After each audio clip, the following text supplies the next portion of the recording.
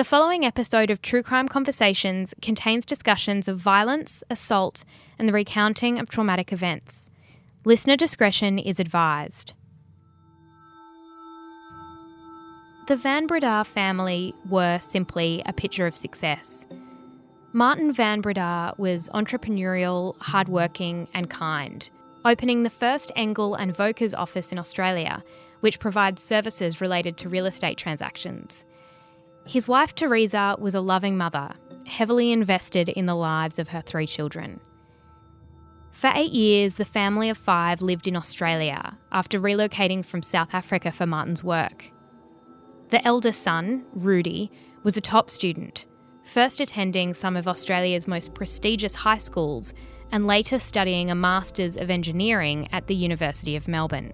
The middle child, Henri, attended Scotch College in Perth and went to study physics at Melbourne University. The academic achievements of their children were a source of enormous pride for both Martin and Teresa. The youngest was Marli. Marli was a typically rebellious teenager attending Presbyterian Ladies' College in Perth. Family photos adorned their home from overseas holidays, 5 smiling faces wearing oversized snow jackets. In 2014, the family sold their home on the Sunshine Coast. They returned to their native South Africa and found a home inside a gated community. In fact, the Golf Estate in Stellenbosch, where they resided, was said to be one of the safest places in the entire country. But one night in January 2015, everything went terribly wrong.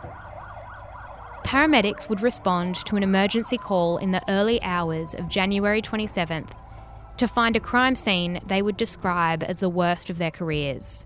3 people were dead, 1 was clutching to life, and another sustained injuries. There had been a home invasion, an emergency operator was told. But there would end up being much more to the story when it came to what happened to the Van Breda family.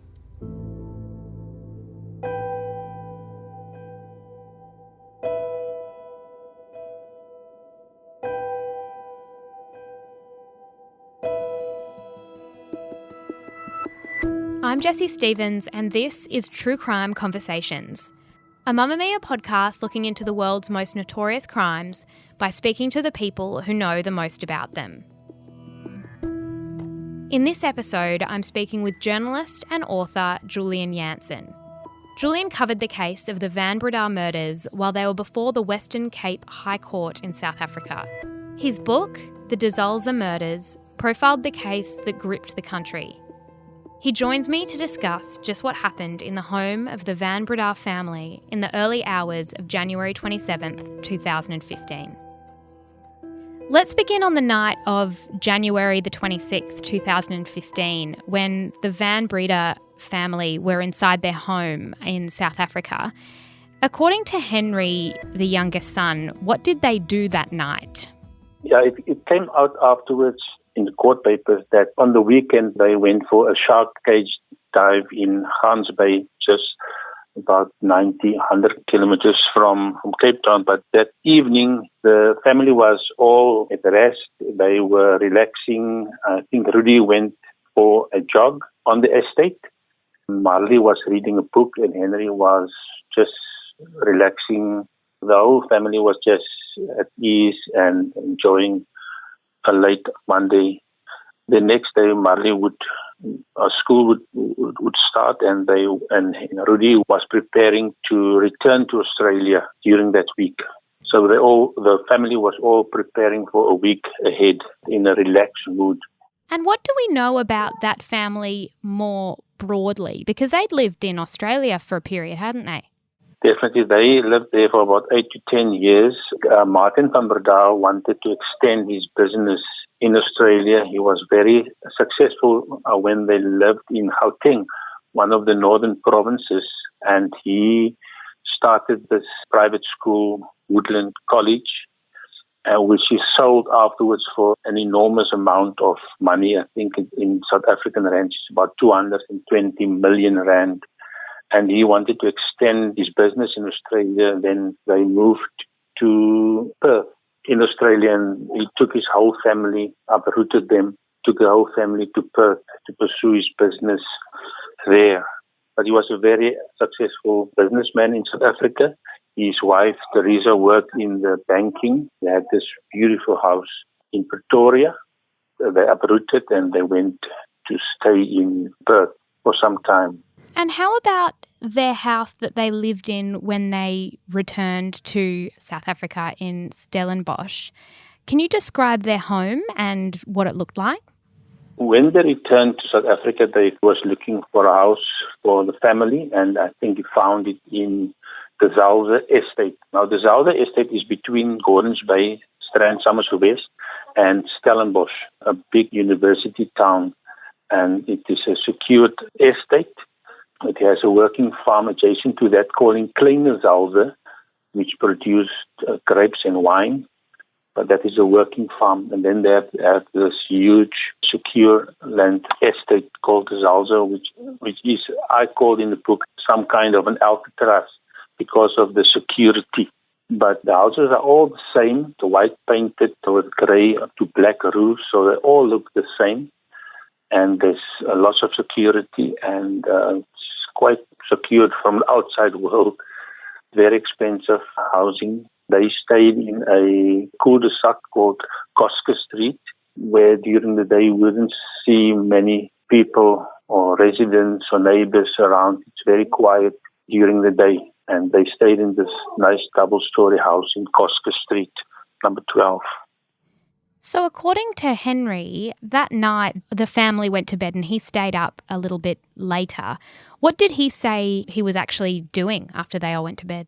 According to him, he was on his computer playing some games, and I think he said the family went to their rooms.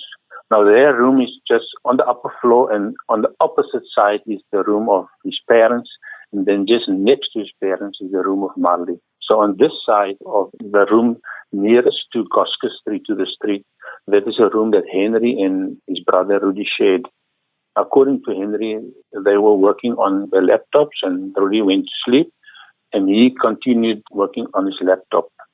The whole thing started, according to him, when he went to the bathroom to relieve himself, to the toilet. And according to him, it was then that he heard something, very strange noise. And at first, you must remember that that was his version, but during the court case, his version changed dramatically. But according to him, he heard something. Then he heard his brother screaming, and then he peeped through the bathroom. And that is when he saw this attacker, dark figure over his brother, having some kind of thing in his hand and attacking his brother. What surprised us is that Henri said that at that moment he froze. He was so frightened that he froze for about the whole duration of the attack on his brother and his father when his father entered the room. What did he say happened after that? So he's saying that he froze and that his father entered the room. What did this attacker allegedly do to the other people in his family? So Rudi was attacked, and his father apparently, according to him, entered the room and immediately went to help his brother.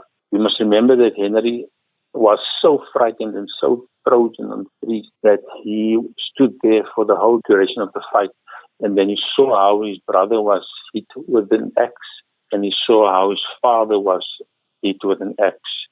He fell down lifeless. And then he went further to say that his mother came running to the bedroom, apparently followed by his sister. Mother went in, but then the attacker apparently went out of the room, left the room, and out of sight of Henri. And he didn't see what happened to his mother, but he actually heard some commotion just outside of the room. So he didn't, according to him, witness the attack on his mother. He just said that he heard the commotion. In that time, in real life, his mother was attacked and killed, and then his sister was attacked and left for dead. Then he mentioned that the attacker came in. So he described the attacker as a very tall guy, 1.8 meters. He said that he was a black man. He had a balaclava on, and also he heard somewhere as if there was another person in the house calling out in Afrikaans language, something he couldn't make up. So the attacker apparently came for him, and then he and the attacker fought, and the attacker didn't use an axe on him. He used a big knife to attack Henri, and that attack between him and the attacker actually was mimicked during the court case months later, years or months later. But apparently to him, he and the attacker fought, and he was cut on his chest. He received a few cuts and a blue eye, and then the attacker left. And in some way, he managed to grab the axe. And when the attacker fled, he followed him to the entrance of the room, and then the attacker went down the stairs, and he, according to him, threw the axe to the attacker, which actually then hit the wall next to the landing, and the attacker was just gone. And he stood there amidst the death and severely injured family members. But he went further to say, he went down to the entrance of the kitchen. The attacker was gone. Then he returned to his room. And according to him, while he was ascending, going up the stairs, he fainted and he lost consciousness. And what time does he say, generally, what time does he say that the attacker left? It was early in the morning, wasn't it? It was quite early in the morning. They went to sleep about around 11 o'clock the previous night, and about here around 2 o'clock. So when he went to the toilet, that was the time around 2 o'clock. The attack happened, and the attacker fled. And then when he returned to his room, he fainted, and according to him, he was unconscious for the duration of time. For a few hours, he was unconscious until he awoke around 12 minutes past 7. When it was the start of the morning, sun was coming up. It was just light in the room, and then he awoke. So there's a number of hours between when the attack took place and then when the emergency call was actually made, and he's obviously said that's because he fainted. The call to emergency services is pretty shocking. How would you describe that phone call? I think a few days after the attack, the conversation between him and the operator was leaked by someone to the media, and we were actually very shocked and astounded to hear the nature of the conversation, him being very calm. Somewhere he mentioned about Marli, but we thought at that time that he never mentioned that he actually went to the assistance of his sister. He was very calm, and he described what happened, and he gave them the number of the house. And at one time we heard that giggling. In court later, he had to give a reason why he giggled, and his legal team gave some explanation as that he stuttered when he stayed in Australia, when he was at school, and when he was at university, he had the stutter problem. But he had to explain that later in court. But we, as the media, the public, was astounded that how calm he was, and also there was no haste in him, no urgency to say, listen, you must really come, I'm going to put down, please come. At one time he mentioned it, but it wasn't that urgent to say, listen, you must come. And also he never mentioned that he went to the assistant of his brother, who apparently made some noises. He didn't give us an indication that he went to help his brother. So that was very strange for us at that time. 107, what is your emergency? I need an ambulance. Lots of. You need an ambulance? Yes, please. What's your name, sir? Henri and Breda. Someone has attacked my family in my house. Okay, so you need the police or the ambulance? And an ambulance, please. Yes. Now, who is injured? I think everyone. Everyone in your house? Everyone, 4 people, yes. 2 adults and 3 adults and 1 teenage girl, yes. What are the injuries? Head injuries. Are they conscious? I don't think so. My sister's moving, but that's it. Okay. Okay, what kind of injuries is there? My family and we were attacked by a gun, an axe. Unconscious, huh? Yes, and bleeding from the head, please. And the paramedics who finally arrived at the scene described it as one of the worst things they saw in their careers. What did the house look like when they walked in? I'm an ex-teacher for 18 years, and I later discovered when I tried to contact the different role models, I discovered that the paramedic was one of my ex-pupils. So I went to him one evening and asked him to describe me where the position of the different bodies were. So we made up a graphic and we had a story on that. But according to them, when they came in the house, they could smell, because they are used to working with blood, they could smell blood. And they enter the staircase, when they went up, they were greeted by this horrific scene of the two women laying there in a pool of blood and also urine. So when they tried to assist the girl, because they saw to their astonishment and surprise that there was movement from the younger woman, Marli. So they started to work with her, but they had to remove the body of her mother. And when they removed the mother, because when they came in, there was blood dripping from the staircase onto the ground floor. So when they moved her, they described it as a waterfall of blood and urine cascading down the stairs to the ground floor. So they removed the mother and they attended to the seriously injured younger woman. And when police went to the home and you know, the paramedics have found this awful, unimaginable scene, but the police arrived and were obviously looking for evidence of an intruder. Was there evidence that there'd been a break-in? Because as you say, it was a very well-gated community and had incredible security. So did it look like someone had broken in? There were no signs whatsoever of a break-in. Apparently only the back door was ajar. The police would later, in their further investigation, found a blood drop on the wall of the neighbors. And the wall of the neighbors is about 1 meter from the wall of the Van Breda's house. They found this tiny bit of blood. And the defense of Henri would later argue that that blood could be the wounded perpetrator, burglar, running past through that alley, jumped over the black gate and disappeared in the street. But there were no signs of any breaking in that house. The experienced detectives heard Henri saying that he was attacked by someone with a balaclava.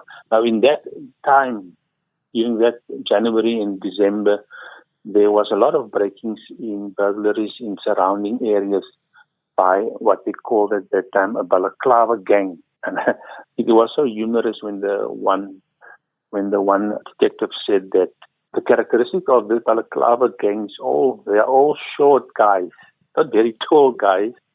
And they had the audacity sometimes when they had done a burglary, they would phone the police and say, listen, we were here and we are going.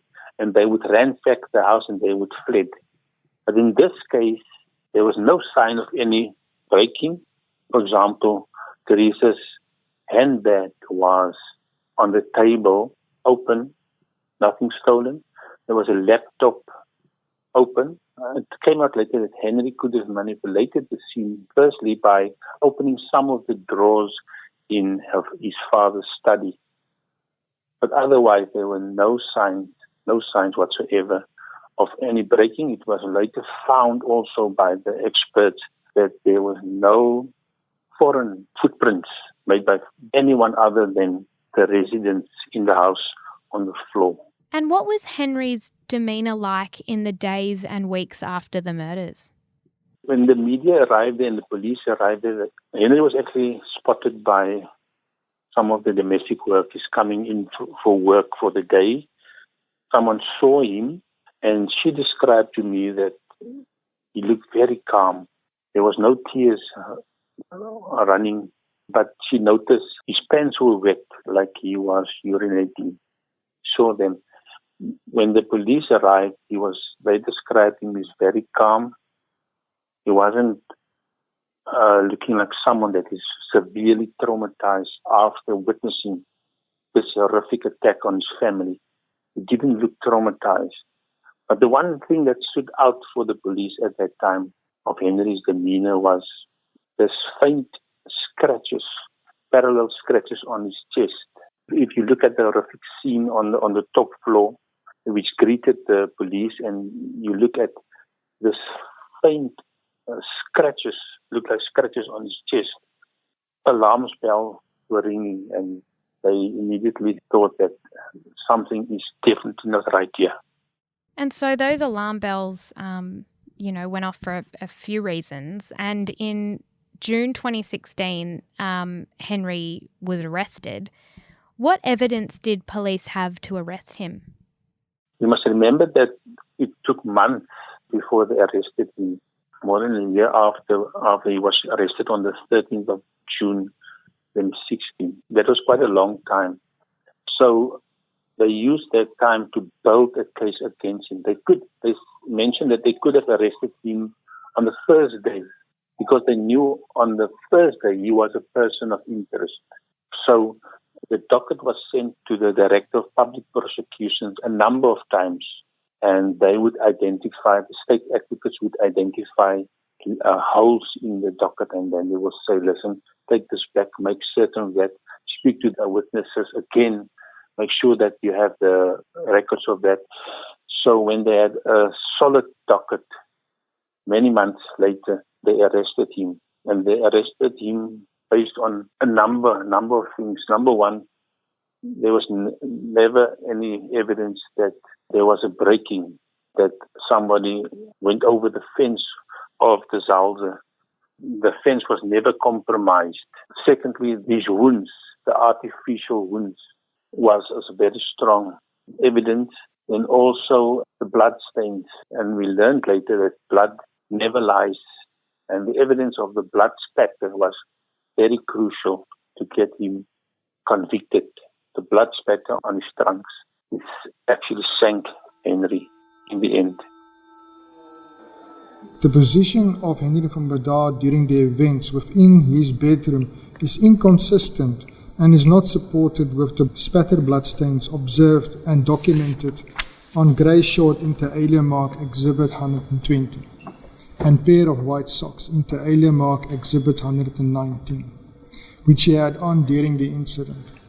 The spatter bloodstains observed and documented place Henri van Breda in close proximity of blood sources of Rudi and Martin when force was applied to blood sources of the victims. The events surrounding the confrontation following the suspect falling and fainting on the staircase presented by Henri van Breda in his statement is inconsistent with the flow patterns identified on his chest and left arm of Henri van Breda, which also suggests minimal to no movement of the upper chest and left arm of Henri van Breda after sustaining his injuries.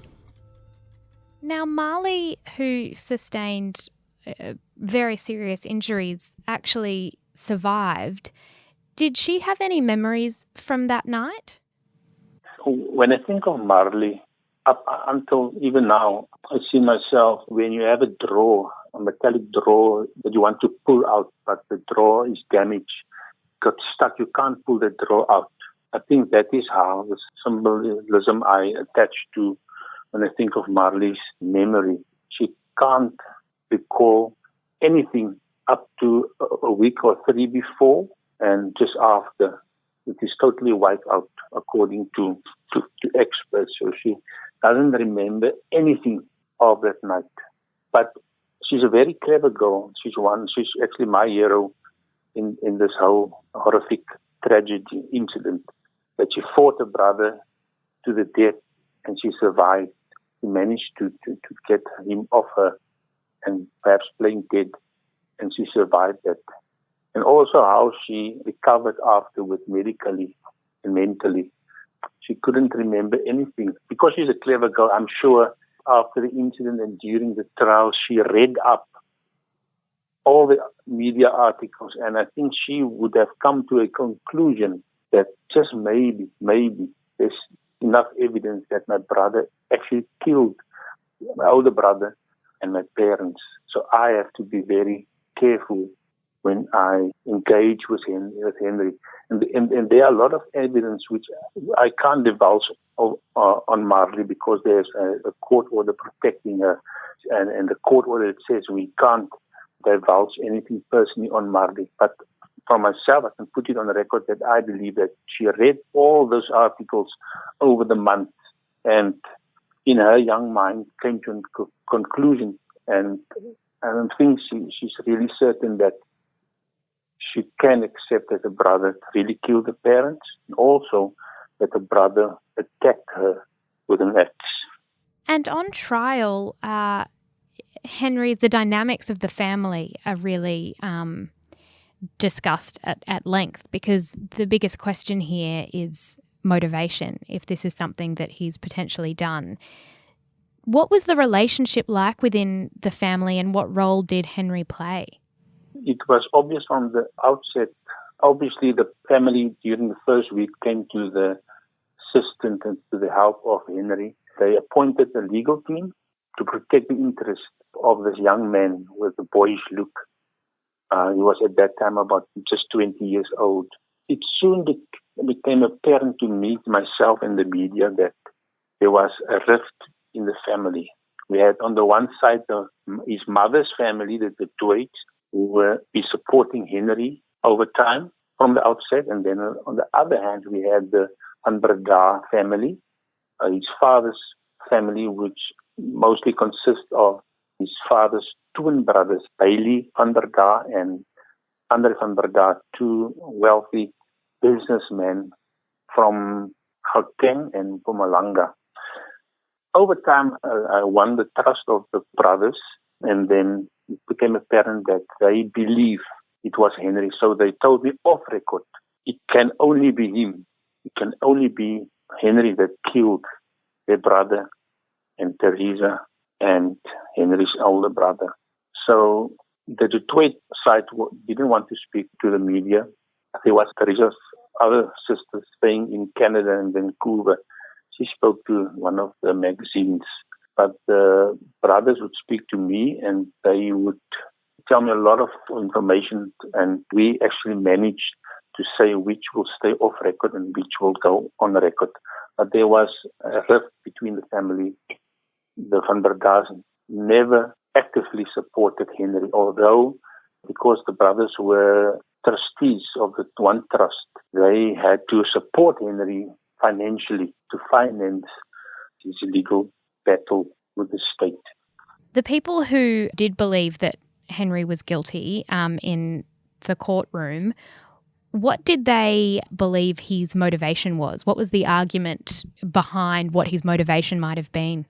That was a huge point of debate. What would motivate this young, very intellectually sharp kid, young man who was excellent in his studies at the University of Melbourne in Australia? What would motivate them? The state didn't have to find out what his motive was to kill his parents. It's still a debate today. People would still discuss or debate what would move him that evening to go down the stairs while his family was sleeping into the scullery, take out an axe, just walk up the stairs, went to his brother and just start hitting him with murderous slashes of the axe. What motivated him? One clear answer could be that he just lost his temper. He just lost his temper. He just stripped. It could have been very, very angry. But then again, one must also answer the question, what would have triggered him to do that? Because the police knew in the first week that he is the killer. They also search around that question. What would have motivated him? We as the media also, because we knew it was him, we also wanted to to get behind the axe as well, figuratively speaking. And during that week, I Googled a lot while I was on the train in the evening and in the morning, and I found this little bit of information from the Australian newspaper, the Western Australian. There was a small article saying that Henri went for a scan. At that time, he didn't know what it is scanned for. But during that first week, I didn't have anywhere to go, so I waited outside the Zalze estate, and then I'm looking for a divine intervention here to get information, because our paper comes out on Sunday. The dailies can speak for 7 days, 6 days. I can speak only one. So I didn't have any information, so I let them stop. Here late afternoon, I stopped some of the domestic workers to ask if they know Henri. I met this one domestic worker, Margaret Jalport, who stays just opposite the Zalze. And she told me how she met Henri once. And she is a counselor working with people that is drug addicts. And she actually noticed that he was at that day under the influence of drugs. And he made this very big remarks about her. Like we say in South Africa, in Cape Town, he was talking about from under her dress. And she yelled at him, said, listen, you must go away. You must find God in your life. Just you're naughty boy, go.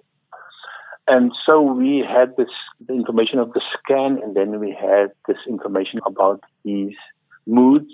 And we also learned that some week before he arrived in a car at a supermarket, and he was also made the same remarks that he made to the domestic workers. He made to the cashiers of the supermarket. And at one time, he actually pulled down his pants to show his genitals to the cashiers.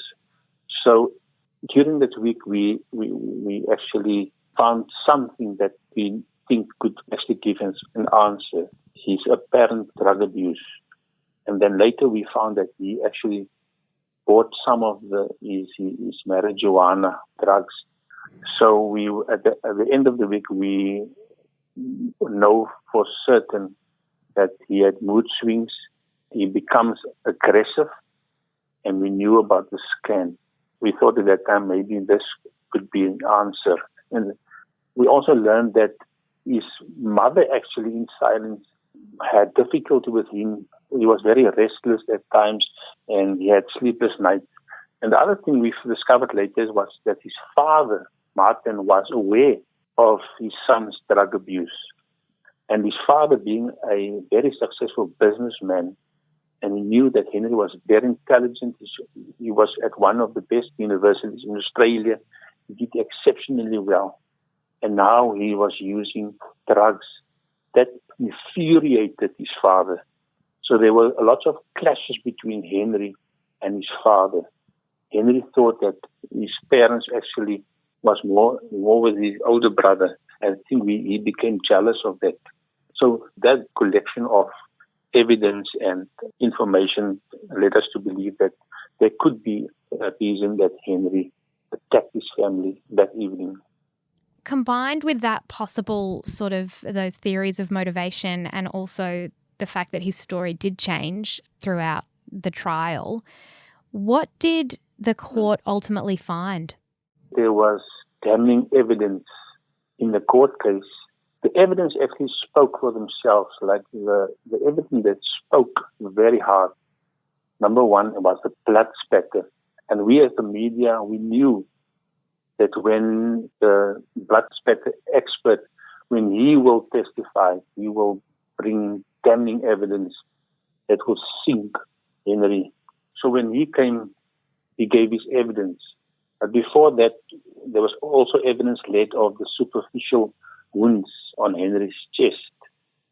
One of the most comic incidents in court was when the state prosecutor gave Henri a wooden axe and a wooden knife, and he had to demonstrate to the court how that attack happened that night. And I speak only for myself. I was so amused to see how Henri demonstrated, because there's no way that you will fight off or fight with an attacker with a knife in that fashion. It was most comical. I will never forget that. People just looking at that scene, I think they had some wry smile on their faces. But the most damning evidence was that Henri was the blood spatter, on his trunks, sleeping trunks, the light blue sleeping trunks. I remember Henri told the police during that first week or afterwards that he was in the toilet, the bathroom of his room, peeping through the door and the wall at where his brother and father was attacked. He never came out. But the court asked him, but how did the blood speck that came onto your trunks? At first he couldn't explain that, but his version changed so dramatically in court to where he was later in the court proceedings. He, according to him, was standing in the room in the corner, but then on the opposite corner of where his brother was attacked. But then the blood spatter analyst, Captain Hubert, would said that if he was standing there, you would never have that blood spatter so close to each other on these trunks. And when Captain Hubert delivered his conclusion, it was chilling when he said the evidence of the blood spatter states the attacker was in the immediate vicinity of the bloody fight. It means that it was Henri that was the one that was standing next to his father, next to his brother, next to his mother and sister, because the father and the brother's blood were found on his trunks. That was chilling to hear that evidence. And at that point, that stage, we knew that Henri was sunk. He was sunk. So what did the court actually sentence Henri with after the conviction? What was his sentence? Yeah, Henri was sentenced to 3 life sentences to run concurrently. That was an excellent sentence for him. But knowing that, we also know in South Africa that a life sentence in South Africa actually means that you will sit at least 25 years. And after 25 years, you would sit, say, for 8 to 10 years, and then you would become eligible for parole. That is a tragedy of South Africa's legal system. On the one hand, they don't have the money to actually keep you there for forever or until you die. So sadly in South Africa, if a perpetrator who committed this gruesome murders, we know, the average South African know that he won't sit for life in jail. He would sit around 10 years or 12 years, and then he will write a letter, I predict, to Marli or to the family, saying that he has been rehabilitated, he is perhaps sorry for what he did, and then he will be eligible for parole. But we must also remember that Henri said to the end that he didn't commit the murder. On the day that he was sentenced, I spoke to his uncles outside, and they told me the afternoon that they met Henri in the courts in a room, and he told them again that he would never have committed that murders.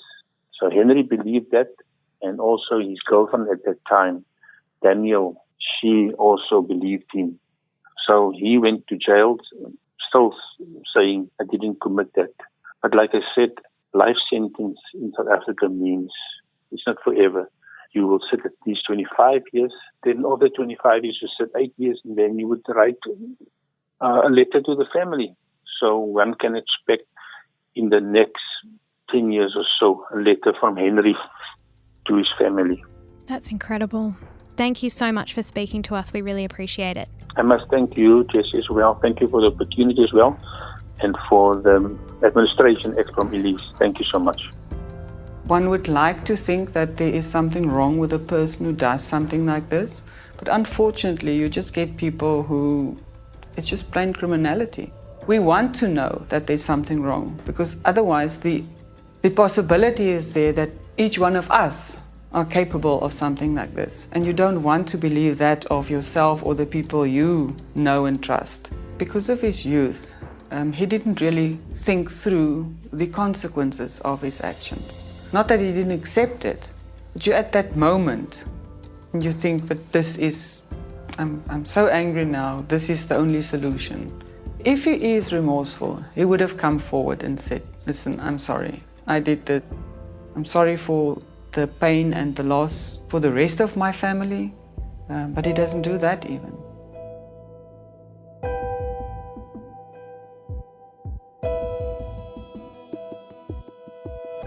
You can find Julian Janssen's book, The Zalze Murders, by following the links in the description of this episode. Images, videos and maps relating to this episode can be found in our closed Facebook group. Just search for True Crime Conversations on Facebook and make a request to join the group. True Crime Conversations is a Mamma Mia podcast hosted by me, Jessie Stevens, and produced by Elise Cooper.